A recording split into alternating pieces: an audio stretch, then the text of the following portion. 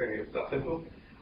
When we do run our simulations and try to get the right result, it turns out that we get about 1,000 dwarf galaxies. And when we look at the sky, as of a couple of years ago, we saw 11. A bit off, even by astronomical standards, that's not quite the line up we'd expect. So this is the missing satellite problem, in effect. So this is what I've been trying to help solve in the last couple of months. But it's been a problem that's been going on for decades, so I can only hope to make a small dent, hopefully. But some of the results I found have been very interesting and enlightening. So we've got to ask ourselves, where does the problem come from? Is it our observations or our simulations just not good enough? And it turns out it's a bit of both. Just now I said, for example, that we only had observed 11 satellites as of a couple of years ago. Since then, we've added to the total, usually through observations conducted by the Sloan Digital Sky Survey, which some of you may have heard of before. So the Sloan Digital Sky Survey, or SDSS, is a very famous project that's been used in publications on a wide range of astronomical topics, including faraway galaxies and quasars, early universe quasars, supernovae searches, 3D universe maps, and of course the near field cosmology we're interested in, called C++, which stands for the Sloan Extension for Galactic Understanding and Exploration. Well, just to make it a quick acronym. And that's been doing near-field cosmology, and so far imaged a fifth of the sky. So the number is slowly increasing, but so far we've observed 12, or as of a year ago, I guess, we observed 12 of these satellites in just that fifth portion of the sky. So that effectively doubles our known satellites that we observed in the Milky Way. And if we assume that these satellites are homogeneously distributed throughout the Milky Way system, then we just have a simple equation, the 11 original satellites plus 12 times 5, which is 71. That's right. So there might be a few more out there too, possibly bringing our figure to more like 100, potentially, and we do discover a couple more over the last few years,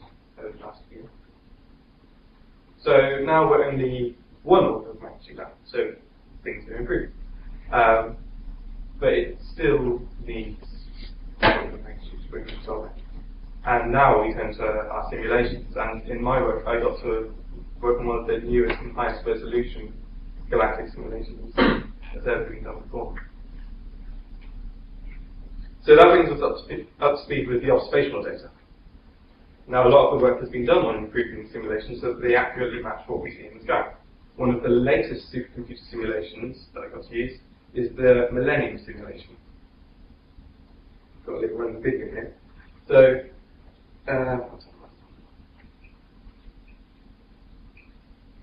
so this is a huge box of dark matter, which contains a large portion of the observable universe. In distance units, that's 500 cubic megaparsecs in volume, which in terms of light years, is about 15,000 mega light years, cubic mega light years. So a massive, massive box of just dark matter in it, because that's the simplest way to simulate our data. And in this, we have 10 billion particles. So quite a feat in computing. As you can see, we're zooming into a very dense region.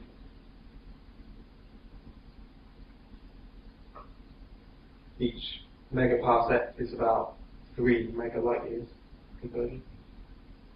Back out again.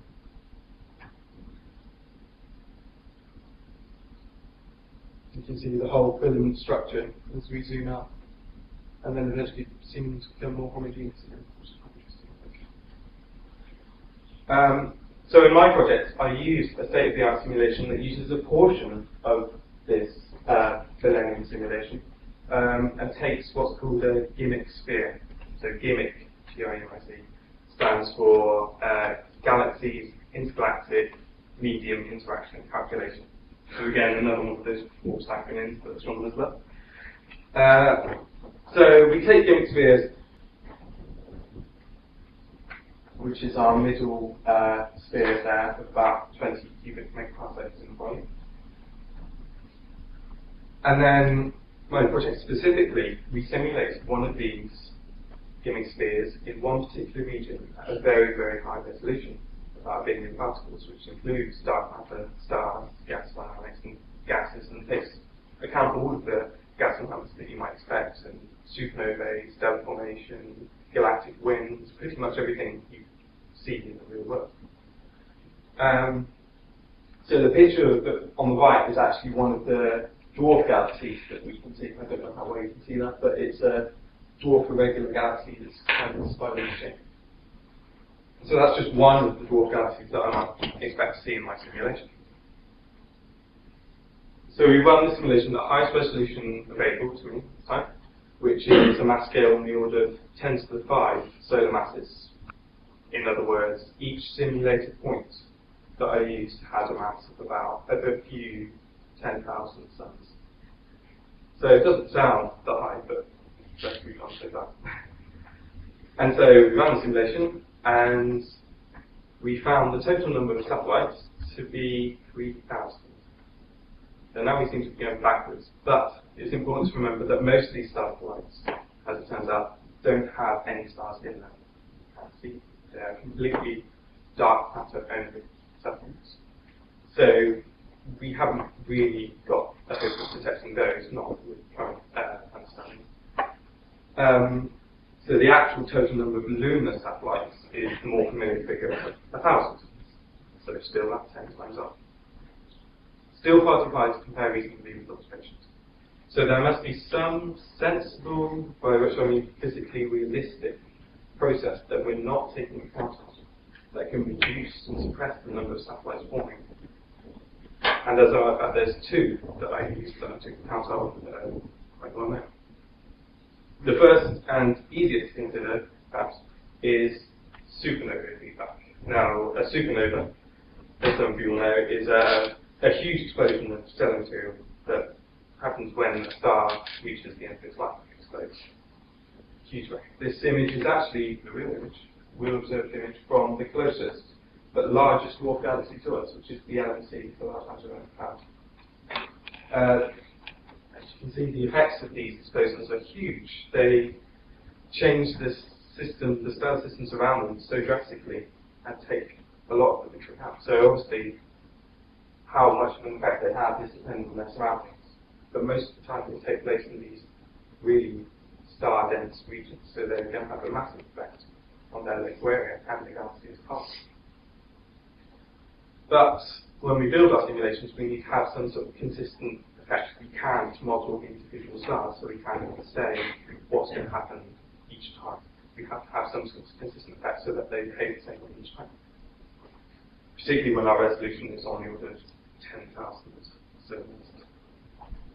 So in my simulation, I consider two regimes in which supernova feedback could happen. One is known as kinetic, and the other is known as thermal. The clues in the name. The kinetic is where supernova causes the nearest gas particles to be fired off in opposite directions to conserve momentum. In other words, giving the local particles a boost in kinetic energy. Thermal, on the other hand, is a regime in which the nearest the nearest gas particles are given a lot of heat, a lot of thermal energy, which might seem, the difference between them might seem insubstantial when you're in between two gas particles. Remember, these gas particles are huge. And in order for star particles to form, we have to have gas cooling. We have to have gas collapsing, in which you have to have gas cooling. In other words, the gas has got to be cool enough so that it can collapse. Conservation of energy, which takes a lot of time. So the thermal model prevents certain stars from forming, hence potentially reducing the number of satellites formed, just by heating them up. Whereas kinetic can just mess up stellar forming regions by firing off the needed gas particles needed to form stars. So the question to ask is a very scientific question: which one is more accurate? So I conducted quite a few tests to look at the predictions of both models, kinetic and thermal. But this graph shows the biggest difference between them. It's a metallicity function of brightness. So a metallicity function is basically how much iron there is in the system of stars, then we have more iron. So as you go, the stars at the bottom of the diagram are very metal poor, so they hardly have any metal in them, whereas the ones at the top have a lot. And in this graph, kinetic and thermal data are plotted. So your red data here is your kinetic data, and the blue data here is the thermal data. And then I overplotted the real observational data. In this case, we've got, I'm not sure if you can see it, but we've got 7, 8, 9 Milky Way satellite galaxies here plotted. And we also included Andromeda galaxy calculations as well, just to make sure that our observations were same. And these plotted against magnitude, in other words, brightness. So further brighter your satellite galaxies. When you say kinetic and thermal, is that simulation run where you're just taking into account one of the other effects? Yeah, just one of them. Because it's kind of, if you were to take a mixture of the two, it's probably less physically accurate to take a mixture of the two, because they each have their local regions. There's no way you can pick. If you pick randomly, then you introduce random errors. So it's better to be consistent than just compare them. So the thermal simulation seems to drastically underestimate the metallicities of the dwarf galaxies. And whilst we shouldn't discount thermal completely, because there could be other processes, other normalization processes that we're not taking account of, the kinetic model does seem to show that the simulation is in some way a good representation of real life.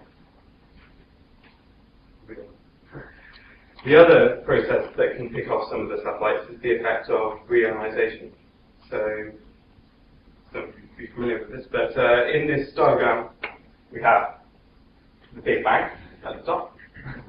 Shortly after this, we have a huge flood of ionized material, ionized gas. Okay. And after about 360,000 years, all of these ions come with electrons and form atoms and so-called dark age, where photons can travel freely, are not impeded by ions. So don't worry if that's confusing, you'll learn that soon enough in other talks, I'm sure. But then at 400 million years later, stars start to form, which means galaxies, which means quasars. And quasars in particular are really important, because quasars, small galaxies that are very, very powerful, emit lots of radiation across the electromagnetic spectrum, including UV rays, X-rays, and invisible.